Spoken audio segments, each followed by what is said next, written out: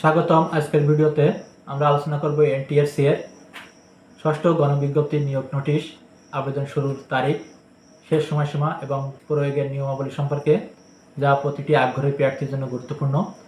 চলুন শুরু করা যাক। 16 জুন 2025 তারিখে এনটিআরসি এর ষষ্ঠ গণবিজ্ঞপ্তির নোটিশে প্রকাশিত হয়েছে, যেখানে 1,822টি এমপিও ভিত্তিক পদ, শিক্ষক পদ নিয়োগের খবর এসেছে। এর ভেতরে স্কুল ও কলেজে আছে 46,211টি পদ, মাদ্রাসা আছে 53,501টি পদ, কারিগরি বাণিজ্য শিক্ষা প্রতিষ্ঠান আছে 1,110টি পদ। এই নিয়োগে সবচেয়ে বেশি চাহিদা আছে ইংরেজি, গণিত, বাংলা, ইসলাম শিক্ষা, বিজ্ঞান, আইসিটি, শারীর শিক্ষা, চারু ও কারুকলা। তবে বিভিন্ন জেলায় তথ্য বিশ্লেষণ দেখা যায় যে খুলনা, রংপুর, চট্টগ্রাম, ঢাকা ও রাজশাহী বিভাগে সবচেয়ে বেশি সুপারিশপ্রাপ্ত প্রার্থীর সংখ্যা রয়েছে।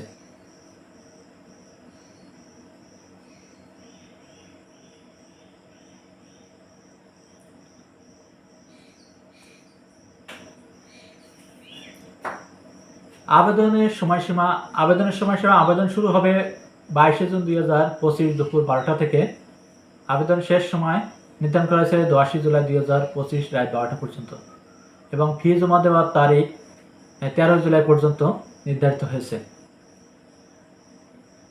আবেদনটা যে মাধ্যমে করবেন, অর্থাৎ এনটিআরসি এর ওয়েবসাইটে থেকে বা teletalk.com/bd এর মাধ্যমে করতে হবে আবেদনটা। আপনারা আমার কমেন্ট বক্সে এই লিঙ্কটা পেয়ে যাবেন, এখান থেকে আপনারা লিঙ্কে সরাসরি প্রবেশ করতে পারবেন। তো আবেদনের কিছু নিয়মাবলী বা প্রক্রিয়া রয়েছে। আবেদন করতে গেলে আপনি আবেদন করতে পারবেন কিনা এটাও আপনাকে দেখতে হবে, এবং এই আবেদনের নিয়মাবলী সংক্রান্ত যে নোটিশটা আছে আপনারা কিন্তু আমার কমেন্ট বক্সে পেয়ে যাবেন। আপনারা দরকার হলে একটু দেখে নেবেন। তারপরেও আমি আপনাদেরকে কিছু গুরুত্বপূর্ণ পয়েন্টগুলো জানানোর চেষ্টা করতেছি। সেগুলো হচ্ছে, আবেদন অনলাইনে এনটিআরসি বা টেলিটক ওয়েবসাইটের মাধ্যমে করতে হবে। আবেদনকারী সর্বাধিক বয়স হতে হবে 35 বছর, যা গণবিজ্ঞপ্তিতে উল্লেখিত 4 জুন 2025 বয়স হিসেবে নির্ধারণ করা হয়েছে। আবেদনকারী রেজিস্ট্রেশন সার্টিফিকেট নতুনভাবে গ্রহণযোগ্য, যেটি নতুন নয় বরং 3 বছর মেয়াদের মধ্যে থাকতে হবে।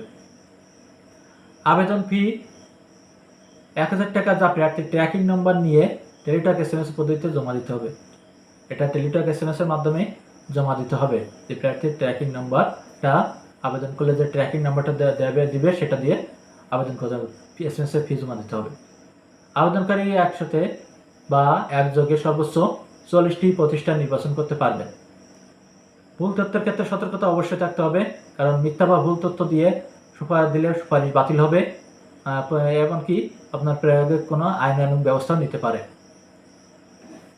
ড্রাফট, আপনি আবেদন করে অবশ্যই আপনার ড্রাফটটি নিখুঁতভাবে দেখবেন, বারবার দেখবেন, আপনার সার্টিফিকেট বা কাগজপত্রের সাথে মিলিয়ে দেখবেন। আপনি মুখস্থ হিসেবে আবেদনটি পূরণ করতে চাবেন না, কারণ অনেক সময় মুখস্থ হিসেবে ভুল হয়ে যেতে পারে। তাই আপনি কাগজপত্রের সাথে আবেদনটি মিলিয়ে দেখবেন আপনার ড্রাফটটা ঠিক হয়েছে কিনা, কারণ ড্রাফটটা আপনি বারবার পর্যবেক্ষণ করতে পারবেন, কিন্তু একবার সাবমিশন করলে এটা আর সংশোধনের সুযোগ থাকবে না।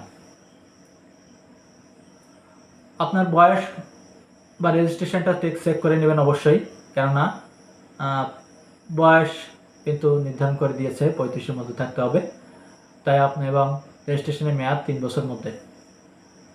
ছবি আপনি একটা 300x300 পিক্সেলের ছবি দিবেন, খুবই স্পষ্ট সুন্দর ছবি দিবেন। স্বাক্ষর দিবেন 300x60 পিক্সেলের ভিতরে।